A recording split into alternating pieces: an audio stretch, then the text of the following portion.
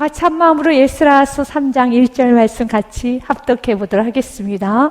이스라엘 자손이 각자의 성읍에 살았더니 일곱째 달에 이르러 일제히 예루살렘에 모인지라. 아멘. 사랑하는 여러분, 오늘 본문의 말씀은 이젠 이스라엘 백성들이 BC 537년에 그들이 바벨론 포로에서 귀환을 했습니다. 그리고 난 그 이듬해 BC 536년 이후부터 성전 건축을 시작을 합니다. 그들이 에스겔서 2장 70절 말씀에 보면은 각자 성읍, 바벨론의 포로로 그들이 끌려가기 전에 살았던 각자의 성읍에 잠시 머물다가 이제 일곱째 달이 되자, 일곱째 달은 이스라엘 백성들에게서는 굉장히 중요한 달입니다. 일곱째 달은 7월 1일에는 나팔절이 있고 7월 10일에는 대속죄일이 있고 7월 15일부터 한 주간 동안은 초막절을 지키게 되어 있습니다. 7월 달에는 많은 절기가 있어요. 그래서 그 7월 달을 기점으로 해서 다시 이스라엘 백성들이 모인 겁니다. 그리고 예배를 드리고 난 후에 곧바로 성전 재건을 시작을 하였습니다. 에스라서 2장 70절 말씀에 보면 이에 제사장들과 레위 사람들과 백성 몇과 노래하는 자들과 문지기들과 느디딤 사람들이 각자의 성읍에 살았고, 각자의 성읍이라는 것은 바벨론 포로로 끌려가기 전에 살았던 그 자신이 살고 있던 그 성읍, 그 지역으로 좀 흩어졌습니다. 그리고 이스라엘 무리도 각자의 성읍에 살았더라. 그리고 난 후에 3장 1절 말씀에 보면 이스라엘 자손이 각자 성읍에 살았더니 일곱째 달에 이르러, 이제 7월에 이르러 일제히 예루살렘에 모인지라. 무엇하기 위해서요? 절기 예배를 지키기 위하여서. 아멘. 사랑하는 여러분, 우리도 각자 여러분 현장에서 삽니다. 그리고 우리는 모여야 되는 겁니다.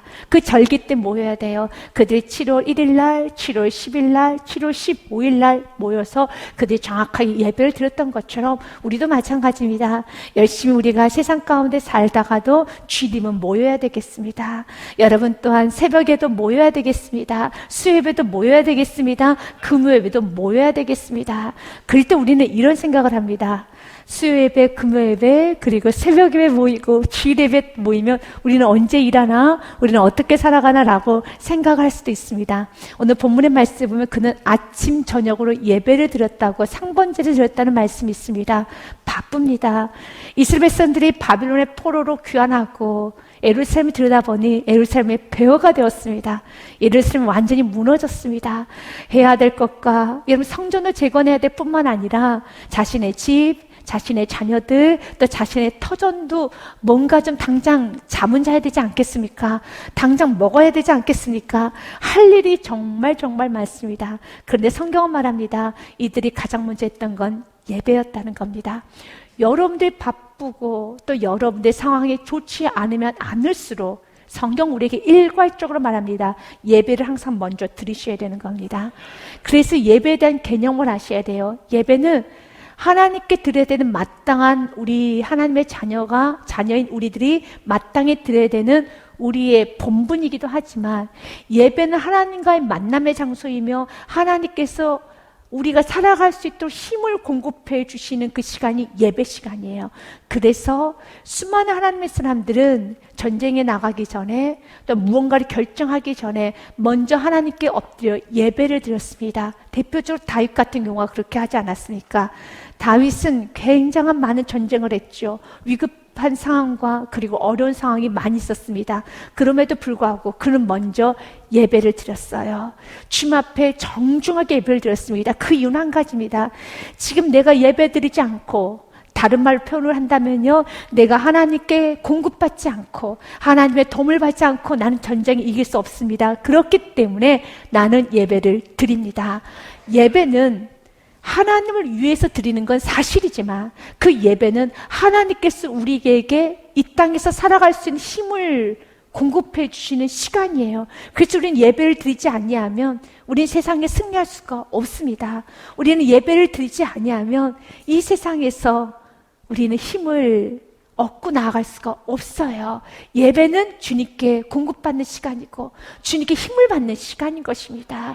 그래서 다윗 왕은 하나님께 예배드린 것은 마땅한 일이지만, 그러나 다윗 왕 마음 가운데는 전쟁보다 그 어떤 것보다 바쁘면 바쁠수록, 위급하면 위급할수록 더 주님께 엎드려 예배했던 이유는 한 가지입니다. 주님 도와주세요. 내 힘으로는 할 수가 없습니다. 내 힘으로는 전쟁에 나갈 수가 없습니다. 내 힘으로는 살아갈 수가 없습니다. 나는 그의 마음에 정말 하나님의 도우심이 없이는 살아갈 수 없다라는 그 진정한 마음이 있었기 때문에 하나님은 이런 그리스도인들을 참 좋아하세요. 나의 도움이 없이는 한 발짝도 살아갈 수 없습니다 라는 마음으로 주님께 예배드리는 그리스도인들을 너무너무 귀하게 여기십니다. 그리고 그런 그리스도인들을 하나님은 축복을 하여 주십니다. 다윗은 진정 하나님의 도움을 받지 않고서는 살아갈 수 없기에 하나님 앞에 엎드려 예배했어요. 그러나 반대로 하나님께 버림을 받았던 사울왕, 여러분 잘 알 것입니다. 사울왕은 예배를 뒤로 했습니다. 그 이유는 너무 바쁜 거예요. 그는 빨리 나가 전쟁을 하고 싶은 겁니다. 그 당시에 사무엘상 13장 말씀에 보면은 블레셋이 전쟁을 하기 위해서 위협적으로 다가오고 있었습니다. 그때 사울왕은 백성들을 모았고 그리고 군사들을 모았습니다. 그래서 전쟁을 나가려고 합니다. 그러나 이스라엘 백성들 모두가 다 아는 사실은 전쟁을 하기 전에는 항상 예배를 드려야 되는 겁니다. 먼저 주님께 엎드려서 주님 앞에 도움을 구하고 주님께 무릎을 꿇고 하고 난 후에 예배를 드려야 되는 것입니다. 그래서 사울왕은 기다렸어요. 사무엘 선지자를 기다렸습니다. 그런데 사무엘 선지자가 본인이 생각하기에는 늦게 온다고 생각을 했었습니다. 그리하여서 그가 이렇게 결정을 합니다. 사울은 사무엘이 정한 기한대로 1회 동안을 기다렸으나 사무엘이 길갈로 오지 아니하매 백성이 사울에게서 흩어지는지라. 7일간 기다렸어요. 오래 기다리긴 기다렸습니다. 그런데 더 문제가 심각해졌어요. 백성이 사울에게서 흩어진다는 것은 이제 백성들의 마음이 이제 4분, 5분으로 갈라져 버렸다는 겁니다. 이기기 위해서는 하나로 마음이 모아져야 되는데 시간이 너무 오래 지체되다 보니까 백성들의 마음이 다 갈라져 버린 것입니다. 그래서 9절의 말씀에 보면 사울이 이르되 번제와 화목제를 이리로 가져오라 하며 번제를 드렸습니다. 번제는 사울왕이 드릴 수가 없어요. 제사장이 드려야 되는 겁니다. 근데 제사장이 늦게 오자 그냥 본인이 드린 겁니다.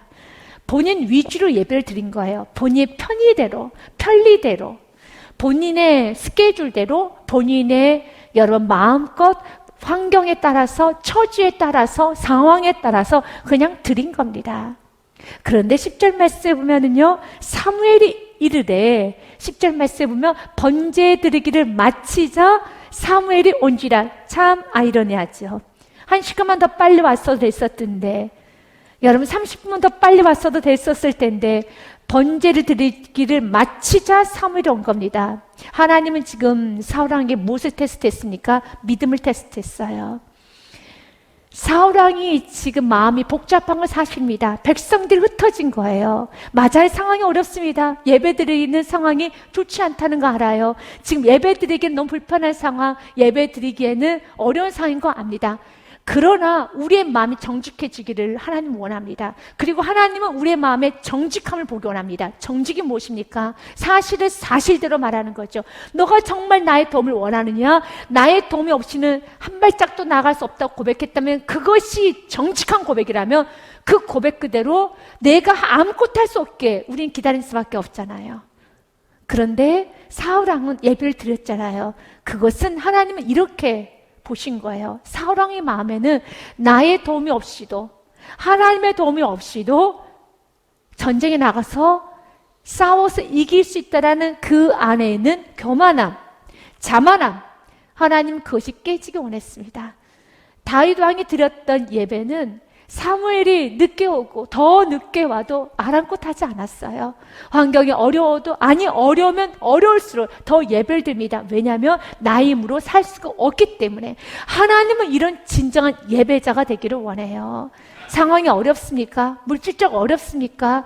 여러분 예배드리기가 너무너무 어렵습니까? 어렵기 때문에 여러분의 힘으로는 어떻게 가정을 꾸려갈 수가 없습니까? 여러분의 힘으로는 여러분 사업하기 힘드십니까? 그러면 주님께 도움을 구해야죠. 주님께 간절히 매달려서 주님 없이는 안 되겠습니다라는 그 마음으로 예배를 드리십시오. 그런 마음이 있을 때 오늘 사울처럼 그렇게 예배를 드리지 않습니다. 그런데 번제를 드리기를 마치자 사무엘이 온지라. 그때 사울이 나가 맞으며 무난함에 11절 말씀에 사무엘이 묻습니다. 사무엘이 이르되 왕이 행하신 것이 무엇입니까? 하니 사울이 이르되 백성은 내게서 흩어지고 당신은 정한 날에 오지 아니하고 블레셋 사람은 믹마스에 모였음을 내가 보았으므로. 이렇게 세 가지 문제 때문에 내가 예배를 드렸어요. 백성은 흩어집니다. 당신은 오지 않고, 그리고 블레셋 사람은 믹마스에 모여서 우리를 위협하고 나보고 어쩌라고요. 지금 내가 이렇게 어려운데 어떻게 예배를 드립니까? 어떻게 더 기다릴 수 있습니까? 어떻게 더 무엇을 할 수 있겠습니까? 전 최선을 다했습니다. 우리 주께서 원하시는 것은 우리가 최선을 다해서 끝까지 우리가 버티는 것이 아니라 주님이 도와주지 않으면 안 됩니다. 주님을 믿기 원해요. 그는 버틸 대로 버텨서 더 이상 못 버티겠다는 겁니다. 우리가 이 땅에 살아가는 동안에 우리가 여러분 주님의 도움을 정말 믿어야 돼요. 주님의 일하심을 믿어야 되는 겁니다. 나는 버텼습니다. 7일간 버텼어요. 블레셋의 공격 앞에서 7일간 버텼어요. 백성들이 흩어지는 그 모습을 보면서 나는 버텼어요. 그러나 더 이상 버틸 수 없어서 내가 예배를 드린 겁니다. 그는 예배를 드렸다는 것은, 그가 자신 마음대로 예배를 드렸다는 것은 하나님께서 이 예배를 받지 않으셔도 상관하지 않겠습니다. 지금 당장 나가서 싸워야 되겠습니다. 주님께 도와주지 아니하셔도 자신 있기 때문에. 다윗 왕은 자신 없어 했어요. 그래서 그는 끝까지 예배자로 남은 겁니다. 12절 말씀에 그러면서 이렇게 말합니다. 이에 내가 이르기를 블레셋 사람들이 나를 치러 길갈로 내려오겠거늘 내가 여호와께 은혜를 간구하지 못하였다 하고 알았어요. 그도요. 이 예배가 하나님께서 받으신 예배가 아닌다는 건 알았어요. 그래서 그가 고백하잖아요. 내가 드렸던 예배는 여호와께 은혜를 간구하지 못한 예배라고. 하나님께서 받으실 수 없는 예배인 거 압니다. 그러나 내가 부득이하여서 번제를 드렸습니다. 그런데 성경 그 부득이한 것을 하나님은 용납하지 않아요. 왜 그렇습니까? 주님께서 이 예배를 받지 아니하시고 내가 은혜를 못 받았어요. 하나님의 은혜가 없다는 거 압니다. 근데 부득이하게 나는 일을 행했습니다. 은혜 없이도 나는 오늘 살아갈 수 있습니다. 이것이 사울이고 다윗의 은혜 없으면 난 살아갈 수 없습니다. 여러분은 사울이십니까? 다윗입니까? 성경은 우리에게 분명히 말합니다. 사울은 13절 말씀에 사무엘이 사울에게 이르되 당신의 행동은 망령되이 행하였도다. 왕의 하나님 여호와께서 왕에게 내리신 명령을 지키지 아니하였도다. 그리하였더라면 여호와께서 이스라엘 위에 왕의 나라를 영원히 세우셨을거니를 지금은 왕의 나라가 길지 못할 것이라. 여호와께서 왕에게 명령하신 바를 왕이 지키지 아니하였으므로 여호와께서 그의 마음에 맞는 사람을 구하여. 그의 마음에 맞는 사람이 누구입니까? 여러분, 그의 마음에 맞는 사람이 누구입니까? 사울 다음으로 누가 왕이 됩니까? 다윗이죠. 하나님 다윗을 향해서 그는 내 마음에 맞아 라고 하는 거예요.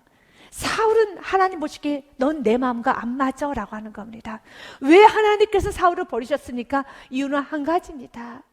왜 버리셨습니까? 하나님을 믿지 않았어요. 하나님의 도움을 구하지 아니했다는 겁니다. 그러나 다윗은 하나님 믿는, 하나님 없이는, 은혜가 없이는 한 발짝도 살아갈 수 없습니다 라고 고백하는 그 다윗을 향해서는 하나님 말합니다. 내 마음에 꼭 맞는 자입니다. 나는 그런 자를 그의 백성의 지도자로 삼으셨으니라 하고. 아멘. 사랑하는 여러분, 우리는 다윗의 길을 가야 되는 것입니다. 이스라엘 백성들은 바벨론 포로에서 귀환을 합니다. 그래서 1장과 2장에는 이스라엘 자손들이 제1차 포로 귀환한 명단과 그리고 또한 그들의 이름들이 하나씩 기록이 되어 있으며 3장서부터 6장까지는 예루살렘 성전 재건에 대한 말씀이 기록이 되어 있습니다. 그러면서 3장에는 예루살렘 성전을 재건하기 전에 먼저 무엇부터? 예배부터 드렸어요.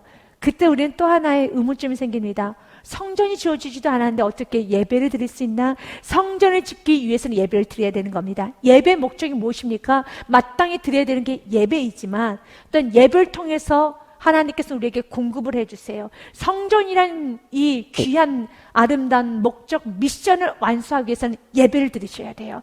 여러분들이 가정을 세우기 위해서는, 사업장을 세우기 위해서는, 이 땅에서 하나님께 주신 비전을 이루기 원한다라며, 하나님의 영광 올려드리고 목적대로 살아가기 원하며 사명자의 길을 가기 원한다면 예배를 드리셔야 돼요. 지금 이스라엘 백성들 아무것도 없어요. 공터입니다. 오늘 본문의 말씀에 보면 그들은, 여러분 정말 그들은 말씀에 보니 그들 안에는 지대조차도, 성전 지대조차도, 여러분 성전의 지대조차도 어떤 것도 없어요. 아무것도 없습니다. 화합벌판입니다. 완전히 무너졌습니다. 그러나 그들은 예루살렘 성전이 있던 그 장소, 이곳에 있었지라는 생각으로, 이곳에 있었지 하면 그곳에서 먼저 믿음으로 예배를 드려요. 지성소도 없어요. 성소도 없어요. 지대조차도 있지 않았습니다. 그러나 먼저 예배를 드려요. 드릴 수 있는 모든 예배를 다 올려드립니다. 이것이 우리들의 삶이에요. 예배를 드릴 때 그들이 다시 성전을 재건할 수 있는 힘이 생겼고, 예배를 드리기 시작할 때 그 성전 재건이 지속될 수 있었고, 예배를 끊임없이 드리기 시작했었을 때 바로 그들은 성전 건축을 완성할 수 있게 되었습니다. 성경 말씀에 보면 에스라서 3장 1절 말씀에 각자의 성읍에 살았더니 7째 달에 이르러 일제 예루살렘을 모인지라. 2절 말씀에 보면, 에스라서 3장 2절 말씀에 보면 요사닥의 아들 예수아와 그의 형제 제사장들과 스알델의 아들 수룹바벨과 그의 형제들이 다 일어나 이스라엘 하나님의 제단을 만들고 하나님의 쓰는 모세의 율법에 기록한 대로 번제를 그 위에 드리려 할세. 아멘. 오늘 본문의 말씀에 보면 두 단어를 좀 집중하기 원합니다. 첫 번째로는요, 상반절 말씀에 보면 그들이 다 일어나라고 했어요. 여기서 다 일어나라는 것을 우리가 히브리어로 보니 와이야쿰이라고 되어 있어요. 이것은 한 사람이 일어나듯이 일어나는 그 모습을 다 일어나입니다. 마음이 하나가 됐다는 겁니다. 과거 이스라엘 백성들 마음이 하나 되지 못했어요. 그들은 예루살렘 성전이 있었지만 그들은 예루살렘 성전에서 예배 드릴 때 그들 마음이 없었어요. 그런데 이제 그의 형제들이 다 일어나 이스라엘 하나님의 제단을 만들고, 아직 성전도 없고 다 무너졌기 때문에 아무것도 없지만, 그러나 그들이 다 일어나서 제단을 만든 거예요. 임시적으로 제단을 만들어서 거기서 예배를 드리는 겁니다. 이제 마음이 하나가 됐다는 겁니다. 우리 같이 예배하자. 왜 그렇게 되었습니까? 이들이 목적이 분명했기 때문에. 이스라엘 백성들의 목적이 분명합니다. 그들이 왜 바벨론에서, 포로였던 바벨론에서 귀환했습니까? 이들 왜 다시 예루살렘 돌아왔습니까? 이유는 한 가지입니다. 성전 재건하리라. 다시 예배하리라. 다시 하나님 말씀대로 순종하리라. 우리도 마찬가지예요. 우리는 모두 다 분명 목적 있죠. 이 땅에서 우리 주님께서는 우리를 남겨두신 목적 한 가지입니다. 믿음으로 살라는 거예요. 믿음으로 살아라. 예배하여라. 전도하여라. 여기서 우리는 달라질 거 없어요. 각자 현장만 좀 다른 것 뿐입니다. 여러분 각자 현장에서 믿음으로 사셔야 되고요. 전도하셔야 되고요. 여러분 우리 모두 다 같이 여러분 봉을 향해서, 평화를 향해서 더 지형이 넓혀져야 되는 겁니다. 우리가 살아가는 이유는 전도하는 거예요. 믿지 않는 많은 사람들 한 영혼이라도 구원하는 거 우리의 사명이라는 것입니다. 그거 외에는 없어요. 이것이 우리의 사명이에요. 그래서 여러분 교회 안에서 세상말 하면은 여러분 시끄러워요, 교회가. 그런데 전도하자. 우리가 믿음을 살자. 말씀을 선포하기 시작하면 이렇게 다양한 모든 구성원들이 너무 하나가 돼요. 다 함께 일어나는 것처럼 한 사람 움직이듯이 100명이, 1000명이, 10,000명이 한 사람 움직이듯이 움직이는 거예요. 이스라엘 백성들이 지금 그리합니다. 분명한 목적이 있었기 때문에. 특별히 요사닥의 아들 예수아는 대지상적 역할을 했었습니다. 예수아는 바벨론에서 태어난 사람입니다. 그렇기 때문에 예루살렘 성전이 어떤 모습이었는지도 몰랐어요. 그런데 그가 지금 대지상 역할을 하고 있습니다. 그의 아버지 요사닥이 바벨론 포로로 끌려갔었어요. 느부갓네살 왕에 의해서 끌려갔었는데 그곳에서 아들을 낳았어요. 그 아들이 예수아입니다. 예수아에게 무엇을 전했겠습니까? 왜 우리가 바벨론 포로로 끌려왔게 되었는지, 또한 하나님께서 은혜를 베풀어 주시자 다시 우리는 예루살렘으로 돌아가게 될 것이다. 그때 우리가 무엇을 해야 될지, 너의 인생에 무엇을 중심으로 살아가야 될지 어렸을 때부터 교육을 해줬을 것입니다. 그리고 그 사명대로 사는 거예요. 우리도 마찬가지예요. 여러분들이 주님 앞에 결단하며 기도하며 때로는 고난을 통해서 또 결단하고 또 결단했던 그 한 가지가 무엇입니까? 여러분 무엇을 결단했습니까? 우리 모두 결단한 거 한 가지. 나는 예배자가 되리라. 어떤 상황에서도 예배자가 되리라. 어떤 상황에서 나는 먼저 예배하리라. 이거 외에는 없습니다. 예배를 하게 되면 다시 마음이 뜨거워져서 십자가 사랑을 전하고 싶고, 예배를 드리고 나면 다시 사랑하고 싶고, 예배를 드리고 나면 다시 믿음으로 살고 싶고, 예배를 드리고 나면 다시 우리 안에 거룩한, 여러분 성결의 삶을 살고자 하는 은혜가 임하게 돼요. 예배를 드리셔야 되는 겁니다.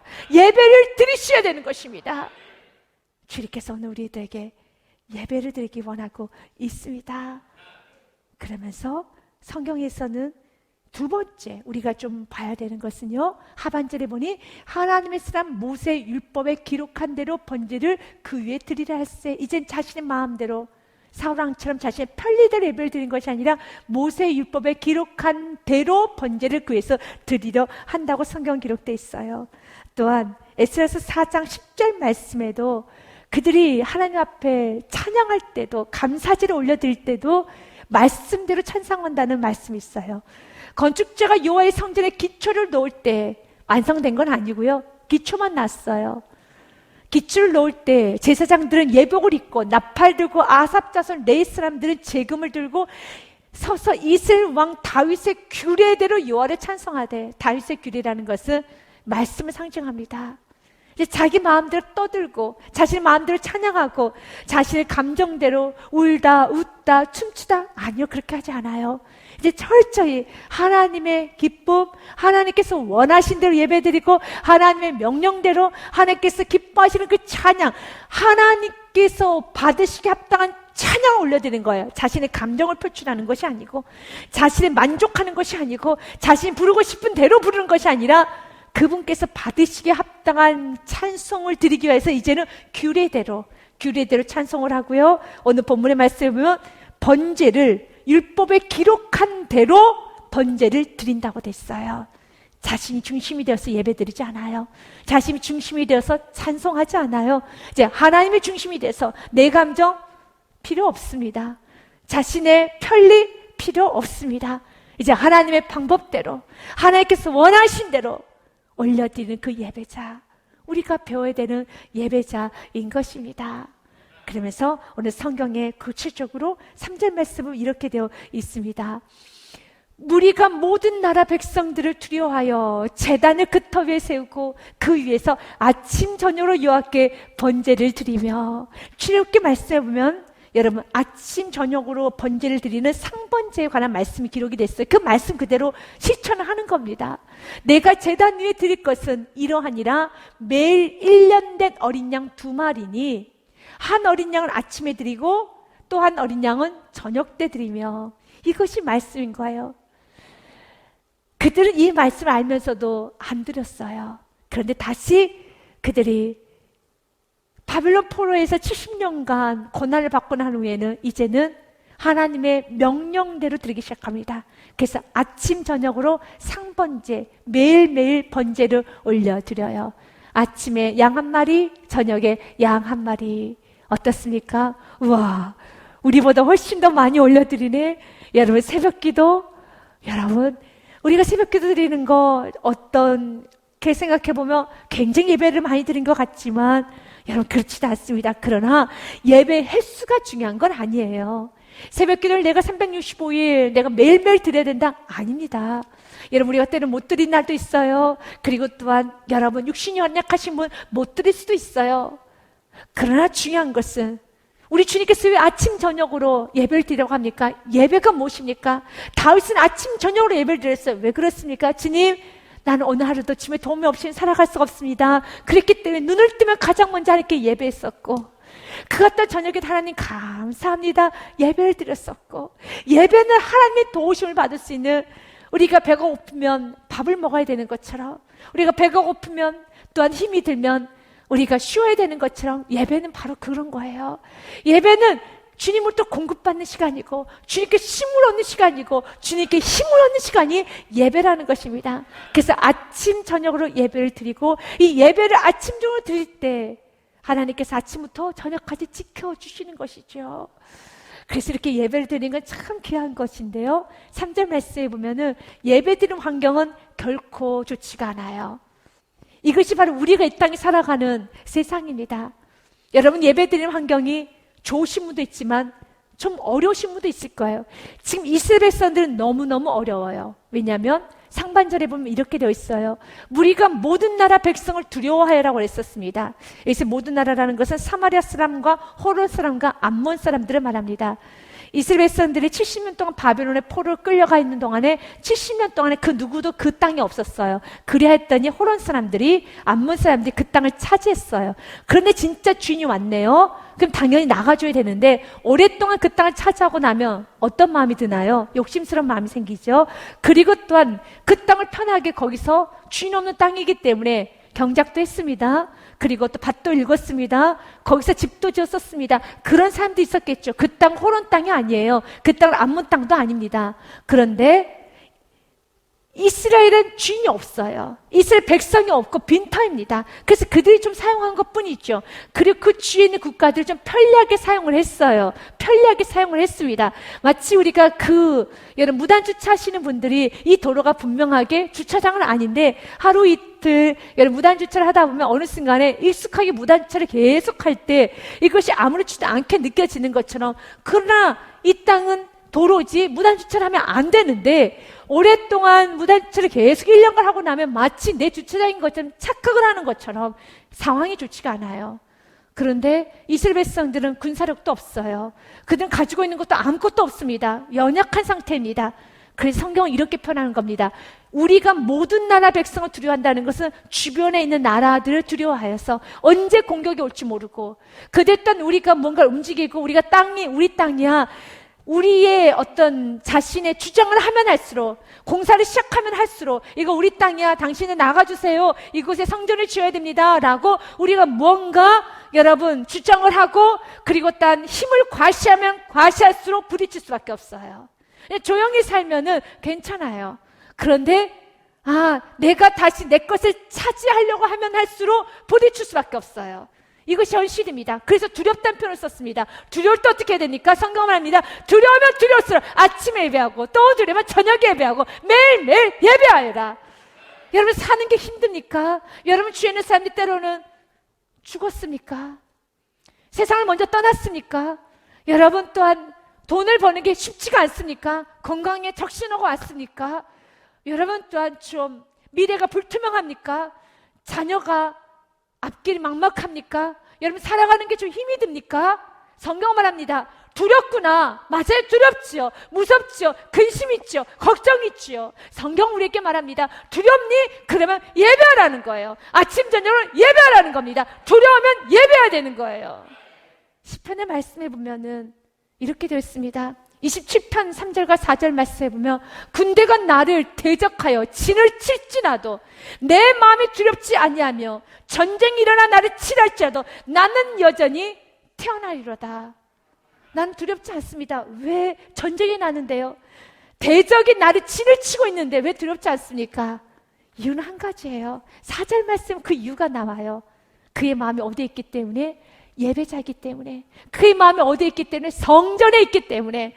그의 중심은 어디에 두었기 때문에? 성전을 중심으로 두었기 때문에. 내가 여호와께 바라는 한 가지, 그것을 구하리니 곧 내가 내 평생에 여호와의 집에 살면서 여호와의 아름다움을 바라보며 그의 성전에서 사모하는 그것이라. 아멘. 3절과 4절이 참 이어지지 않는 것 같죠. 오늘 본문 말씀처럼 두려움과 아침 저녁으로 상번제 드리는 게 전혀 어울리지 않죠. 두려우니까 이래야 될 것 같지요. 두려우니까 우리는 무언가를 해야 될 것 같지 않습니까? 인간은 두려우면 그냥 뭔가를 해요. 정신없이 해요. 그래야지 마음의 평안을 얻어요. 두려우면 일이라도 해야 되고, 두려우니까 뭔가를 해야 돼요. 두려워서요. 그러나 하나님의 사람들 두려우면 예배하는 거예요. 기쁘면 예배하는 겁니다. 다윗은 뭐라고 고백합니까? 내 주위에 지금 군대가 둘러 진을 치고 있습니다. 전쟁이 일어났습니다. 그런데 나는, 내 마음은 성전을 사모합니다. 내 마음은 여호와의 집에 평생 살기를 다짐하면서 전쟁 가운데, 여러분, 내 주위에 지금 칼과 창이 나를 찌르고 있는데, 나를 압박하고 있는데, 그의 마음에는 지금 그는 가둬져 있는데, 그는 지금 포위 상태에 있는데, 이걸 어떻게 해결해 나갈까? 내가 어떻게 나갈 수 있을까? 내가 어떻게 이 적진에서 빠져나갈 수 있을까? 고민하는 것이 아니라 성전에 가고 싶다, 성전에 거하고 싶다 라고 그의 마음이 주님을 향하고 있어요.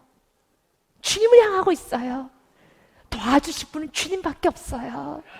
도와주실 분은 주님밖에 없어요.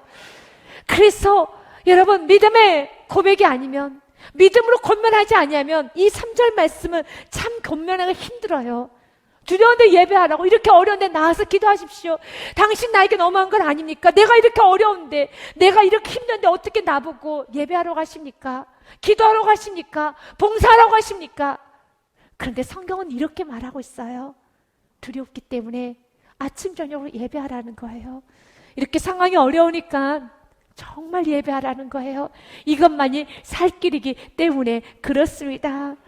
그러면서 시편 56편 11절과 13절 말씀에는 이렇게 되어 있어요. 내가 하나님을 의지하였은즉 두려워하지 아니하리니 사람이 내게 어찌하리까? 하나님이여, 내가 주께 선함이 싸운즉 내가 감사제를 주께 드리리니. 두려운 날은 감사제 드리는 날이에요. 두려운 날은 감사 예배 드리는 날입니다. 결과는 13절이죠. 같이 읽겠습니다. 주께서 내 생명을 사망에서 건지셨습니다. 주께서 나로 하나님 앞 생명의 빛에 다니게 하시려고 실족하지 아니하게 하지 아니하셨나이까? 아멘. 두려워하는 날은, 두려울 때는 감사제 드리는 날입니다. 그리할 때 하나님께서는 건져 주십니다. 이스라엘 백성들은 아침 저녁으로 상번제를 올려드립니다. 너무 두려워서. 그런데 두려우면 두려울수록 이제 이스라엘 백성들이 달라졌어요. 70년 동안 바벨론 포로 생활하면서 고난을 이젠 좀 받았어요. 그리하였더니 고난을 받은 결과가 말씀대로 살리라, 출국에 있는 그 말씀대로 살리라 라고 고백을 하면서 고난이 그들에게는 유익이 되었습니다. 고난을 통해서 율례를 배웠다라는 그 말씀이 그대로 이루어진 겁니다. 시편 119편에도 성경은 이렇게 되어 있습니다. 시편 119편에 보면 고난당한 것이 내게는 유익이라, 이로 말미암아 내가 주의 율례들을 배우게 되었습니다. 이스라엘 백성들이 많이 달라졌죠? 과거 여러분 정말 이사야서나 에레미야서나 어떤 열왕기상하, 역대상하 이런 선지서들과 역사서를 바라보면 이스라엘 백성들에게 이런 모습이 보이지를 않았어요. 그런데 이스라엘 백성들이 고난을 좀 통과하고 났더니 이렇게 달라졌어요. 고난은 우리에게 유익을 줘요. 어떤 유익입니까? 주의 율례를 배우게 돼요. 오늘 본문의 말씀대로요, 그들이 말씀대로 살기 시작합니다. 그러면서 4절에도 한 번 더 고백이 되어 있어요. 한 번 더 기록이 되어 있습니다. 기록된 규례대로 초막절을 지켜 번제를 매일 정수대로 날마다 드리고, 무엇대로 이제는 예배를 드리기 시작했다고 성경 기록되어 있으니까 기록된 규례대로, 자신의 마음대로 아니라 기록된 규례대로. 그러면 복이 옵니다. 여러분들도 하나님 말씀대로 사셔야 됩니다. 그러면 복이 옵니다. 다윗이 마지막 그가 세상을 떠나기 전에 자신의 아들인 솔로몬에게 유언을 좀 남깁니다. 자신을 사랑하는 아들에게 유언을 남겨요. 먼저는 이렇게 말을 합니다. 대장부가 되라. 그리고 나서 그 대장부가 될 수 있는 길은 한 가지란다. 여호와의 말씀을 지켜라 라는 말씀을 해요. 다윗이 죽을 날이 임박함에 유언을 남긴 거죠. 여러분도 다윗과 같은 유언을 남기셔야 돼요. 물질이 이만큼 있으니까 싸우지 말고 나눠 가지세요. 그것도 좋지만 정말 다윗과 같은 마지막 날에는 이 말로 여러분들이 맞춰야 돼요. 다윗이 죽을 날이 임박함에 그의 아들 솔로몬에게 명령하이르되, 이건 따라야 된단다 아들아. 이거는 내가 너에게 부탁한 것이 아니라 반드시 지켜야 되는 것이야. 아버지 생애를 바라보니까 이것이 최고로 중요한 에센스야. 내 인생의 에센스는 2절과 3절이야. 여러분들 인생 가운데 에센스가 있어야 되지 않겠습니까? 이것이 2절과 3절이에요. 2절 말씀 같이 읽겠습니다. 내가 이제 세상 모든 사람을 가는 길로 가게 되었나니 너는 힘써 대장부가 되고, 아멘. 먼저 가고 담대하십시오. 힘써 대장부가 되십시오. 그 대장부처럼 살기를 원하십니까? 우리에게 대장부는, 세상은 우리가 대장부처럼 어깨를 펴고 가고 담대하게 살기에는 사단이 공중곳을 잡고 있기 때문에 결코 우리는 그렇게 살 수가 없어요. 그러나 지금 우리에게 말합니다. 힘써 대장부가 되라. 그 방법은 한 가지예요. 3절 말씀입니다. 같이 읽겠습니다. 내 하나님 여호와의 명령을 지켜 그 길로 행하여 그 법률과 계명과 율례와 증거를 모세의 율법에 기록된 대로 지키라. 그리하면 내가 무엇을 하든지 어디로 가든지 형통할지라. 아멘. 믿으십니까? 여호와의 명령을 지켜 그 길로 행하십시오. 그리하면 내가 무엇을 하든지, whatever you do, 여러분 무엇을 하든지, whatever you go, 어디로 가든지 여러분들은 형통하게 됩니다. 내가 이것을 하면 형통할까? 내가 이곳에 가면 잘 될까? 장소 하는 일을 고민할 필요가 없어요. 훨씬 더 심플한 인생이 되는 거예요. 중요한 건 지금 내가 말씀대로 지키고 있냐는 것입니다. 내가 진정 예배를 드리고 있냐는 것입니다. 예배가 정말 내 인생의 생명보다 예배가 중요합니다. 나는 지금 예배는 내가 살기 위해서 드리는 겁니다. 나는 단순히 잠깐 쉼을 얻기 위해서, 아니 또 누구누구에게 보여주기 위해서 아닙니다. 또는 하나님께서 향해 드리려고 하니까 그것도 맞는 것이지만, 주님 난 너무 이기적이어서, 나는 너무 부족하고, 난 너무 무능해서, 나는 당신께 예배드리는 것이 내가 살고 싶어서 예배드립니다. 내가 이 세상에서 승리하고 싶어서 예배드립니다. 주님 나를 도와주시지 아니하시면 결코 살아갈 수가 없습니다. 주의 말씀대로 사는 길만이 내가 살 길이에요. 신명기서 말씀도 이렇게 되어 있어요. 30장 9절과 10절 말씀에도요, 내가 내 하나님 여호와의 말씀을 청종하여 이 율법책에 기록된 그의 명령과 규례를 지키고 내 마음을 다하여서 뜻을 다하여서 여호와 내 하나님께 돌아오면 내 하나님 여호와께서 내 손으로 하는 모든 일과 내 몸의 소생과 내 가축의 새끼와 내 토지 소사를 많게 하시고 내게 복을 주시되 곧 여호와께서 내 조상들을 기뻐하신 것 같이 너를 다시 기뻐하사 내게 복을 주시리라. 아멘. 여러분들이 하나님의 말씀을 with your heart, 마음을 다해서, with your strength, 힘을 다해서 모든 환경과 모든 상황은 좀 무시하고 좀 이기고 모든 상황을 부인하고 어렵지만 좀 두렵지만 선택을 해서 힘을 다하여서 여호와의 말씀을 청종하며 여러분들이 손에 만지는 모든 것 위에 하나님은 복을 주시겠다라는 거예요. 하나님 우리에게 말합니다. 힘을 다해서, 여러분 전 마음을 다해서 주님께 예배하십시오. 4절 말씀대로요, 기록된 규례대로 초막절을 지킵니다. 번제는 매일 정수되는 날마다 드립니다. 그 후에는 항상 드리는 번제와 매일매일 드리는 상번제와 추하루, 월삭 예물이라고 하죠. 매달 첫째 날에 하나님께 예배와 하나님께 제물을 올려드렸어요. 추하루와 유아의 모든 거룩한 절기의 번제와 사람이 유아께 기쁘게 드리는 예물을 드리되, 여기서 유아께 기쁘게 드리는 예물이라는 것은 자원 예물을 말합니다. 상번제라든지 초막절을 드리는 절기라든지 여러 예배는 정해진 절기 예배라면, 후반절에 나온 유아께 기쁘게 드리는 예물이라는 것은 여러분 자원하에 드리는 자원제를 말합니다. 여러분도 자원할 때가 있지 않습니까? 여러분도 내가 이렇게 좀 서운해야 되겠다, 서운 예물을 말합니다. 기쁘게 드리는 예물인 거예요. 이것은 명령은 아닙니다. 각자 주님 앞에 서운했던 예물이 있어요. 아직 성전이 재건되지도 않았어요. 자신의 집도 없어요. 땅을 황폐합니다. 그런데 그들이 그 서운했던 예물들이 시작해요. 그러면 그 서운한 예물을 언제 서운했을까요? 과거에 서운했겠죠. 바벨론에서 포로로 생활하면서 그때 예루살렘을 향하면서 서운했던 이스라엘 백성도 있지 않았겠습니까? 하나님, 내가 다시 예루살렘 돌아가면은 내가 성전 재건할 때 이렇게 바치겠습니다. 내가 이렇게 힘을 쓰겠습니다. 내가 이렇게 내 물질을 드리겠습니다. 그들이 바벨론 포로 생활을 하면서 주님께 서원을 했을 것입니다. 그 외에 내가 재건할 때 이렇게 내가 쓰임받기 원합니다. 서원했을 것입니다. 그것을 드리기 시작합니다. 자신의 집도 또는 자신의 것도 해야 되는데도 불구하고 그들은 그거보다는 하나님을 먼저 섬겨요. 이것이 우리 그리스도인의 삶이라는 것입니다.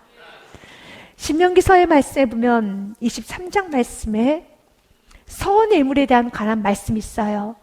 내 하나님 여호와께 서원하거든 갚기를 더디하지 말라.